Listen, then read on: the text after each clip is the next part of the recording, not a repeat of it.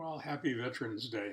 Um, it's a meaningful day, a day we should stop and be grateful for all the people, men and women who have served our country proudly and well, and dedicated um, their energy, their effort, their lives to keeping us all safe.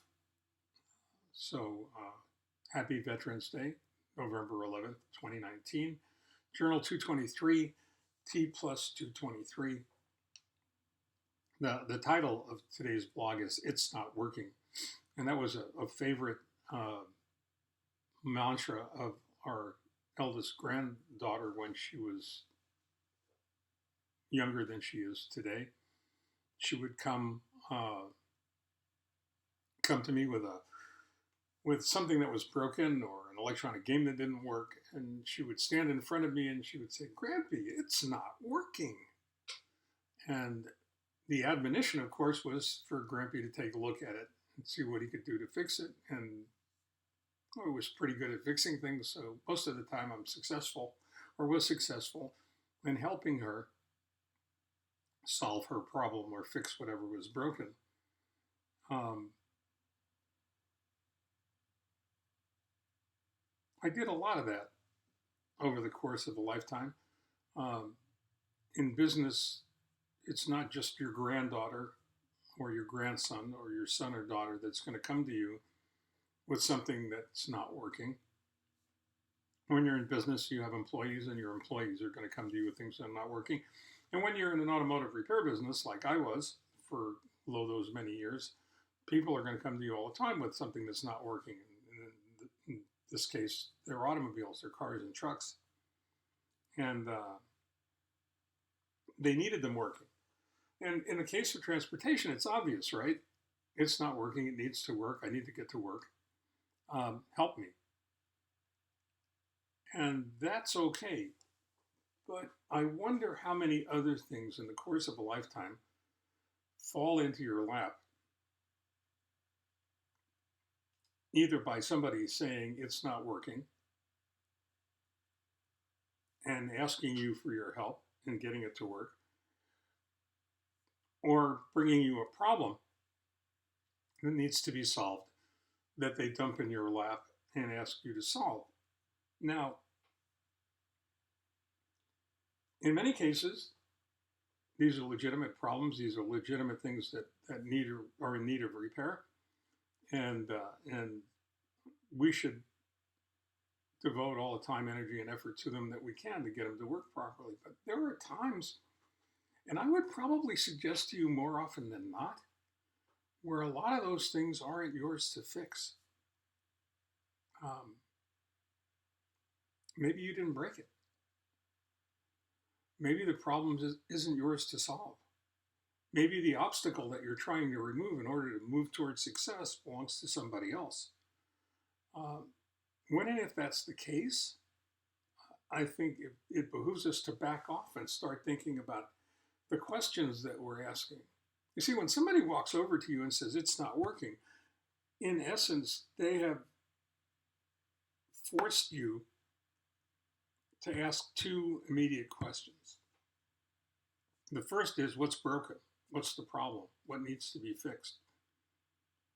What needs to be solved? And the second, of course, is, how do we do it? Well, that's great if it's yours. That's great if it belongs to you. That's great if you own it. But in many cases, that's not the case. In many cases, it's not your problem. It's not your obstacle to remove.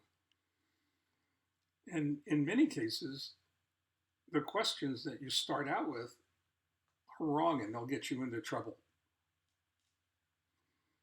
Because the assumption is, if somebody brings you something that's broken, the assumption is that you can fix it. It may not be your assumption, but it's their assumption. And the minute you succumb to that lament that it's not working, whatever it is, you're immediately sucked in by the vortex of whatever that problem is. Um, Perhaps it would be better if we just stopped for a second and backed away a little bit and started asking a whole set of different questions instead of immediately going to what's broken and how do we fix it. Perhaps we should ask questions like, whose problem is it? Whose obstacle is it? Um, what's broken? And do we really need to fix it? Or perhaps more appropriately, do I really need to fix it? Is this my problem to solve? And I'm not saying that so that you can get out of doing it. I'm not saying that so you can ignore the problem. I'm just saying that in order for you to be effective solving a problem, you have to be aware of that problem, and you have to have the power to marshal the resources necessary to repair it. And in many cases, that's not the case. In many cases, you're being asked to go ahead and remove somebody else's obstacle. You're being asked to solve somebody else's problem. This happens in families, it happens in organizations, it happens in businesses all the time. So the question isn't necessarily why isn't it working? The question is, do you need this to work at all? Do you need to fix it? Does it need to get fixed? And if it does need to get fixed, are you the one who needs to fix it? Or might it be better sourced elsewhere? Might the solution to the problem better be resolved by someone else? I think about things like that all the time because I've gotten sucked into those problems, trying to fix something that wasn't mine to fix too many times in my life and been left bloodied and beaten on the floor trying to correct something that was impossible for me to correct. So I'm hoping that by pointing this out, or by at least asking the question, I can get you to think about it differently and just take a moment to ascertain what's going on around you, to familiarize yourself with the terrain, to figure out whose problem or question or whatever needs to be fixed is and who it belongs to. Maybe what you're looking at can't be fixed. Maybe what you're looking at will never work. Maybe you don't really need it to work. Maybe it's somebody else's problem. Before you go ahead and make that commitment and throw yourself into the solution of a problem that's not yours, or an obstacle, the removal of an obstacle that's not yours to remove, or to the repair of something that you didn't break or that you don't own, you should reconsider where your time and energy and effort will be best spent.